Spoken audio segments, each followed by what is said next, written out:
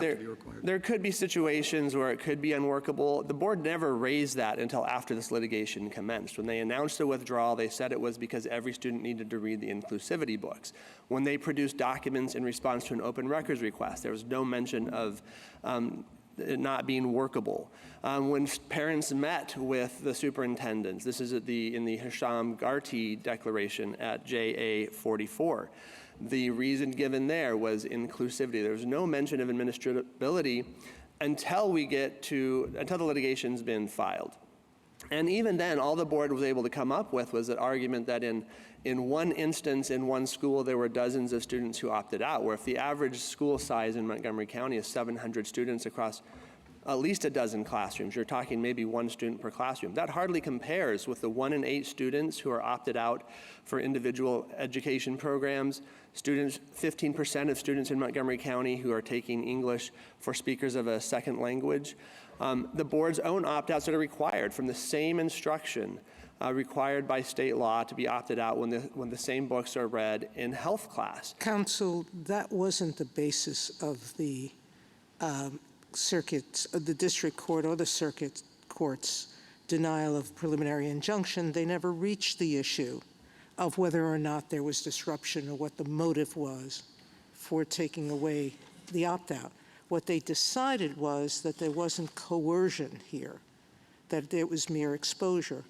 I understood from the record that all that was required is that the books be put on the bookshelf. If that's all that's required, is that coercion? Well, that's not what's required here. We know it's undisputed. Please answer my question. If all that's required is exposure, our clients are not contesting are not saying that would be a burden in their case. All right, then let's go to the second step. Let's say there's compulsion to read the book out loud. Is merely being exposed to the reading of the book out loud coercion? Well, even the board admits that the exposure could be a burden. And for example, they say at 25 note 7 of their brief that if they were exposed to pictures of Muhammad, that would be a burden that they would allow an opt-out for.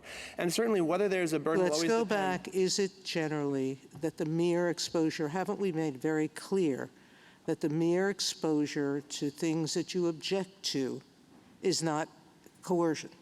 It would really depend on the individual religious beliefs. Here, for example, our Catholic clients. So what you're saying is that the exposure of children to the fact that two people are getting married is coercion? That two people of the same sex are getting married is coercion? So our clients have not raised that objection. I suppose someone could raise that. But let's talk about what in the portrayals, so that the mere reading or looking at the pictures, like looking at an image of Muhammad, would be coercion. Because I'm looking at the books, I've looked through all of them.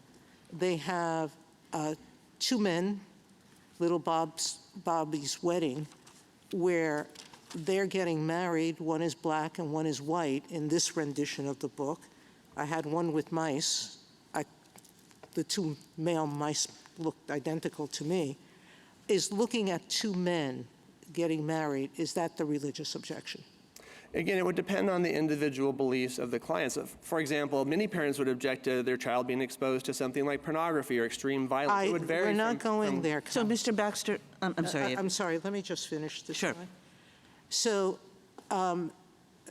just answer my question. Is looking at the pictures, is there any affidavit from any parent that merely looking at people getting married, holding hands, none of them are even kissing in any of these books. The most they're doing is holding hands. That mere exposure to that is coercion. Our parents would object to that. They follow. All right, now, so let's move to what I think your objection is. I think your objection is to the student guidance, correct? Our objections would be even to reading books that violate our clients' religious beliefs. Their faith teaches, for example, they shouldn't be exposed to information about sex during their years of innocence without being accompanied by moral principles. And here we have both books that violate their moral principles and instruction that tells them that, for example, they can pick their pronouns based on the way they feel, not even just based on their gender, but how they feel from moment to moment. So, Mr. Baxter,